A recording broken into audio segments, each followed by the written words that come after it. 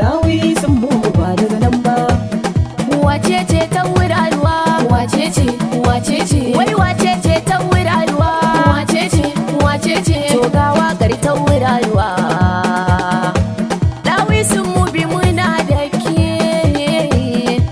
To taka a lafiya zaki yayi ƙara ke ce uwar gari. Muta iya kowa dai ya san ɗaya ba ta kai ɗari. Yardar Allah ake biɗa kowa samu zai yi fahari. Kai giwa ba ta kai da ɓauna kuma yau mun bi ayari. Dawi sun mu bi ta Allah kun ga uwa ba ta yada da. Maman su sanan mu yau rindinar nan ta mawaka gunki zamu. Tafiyar da kike so za a yi babu mai cewa a'a. Hannunki a buɗe ke Mrs. Mai Fuloni ba mai ja.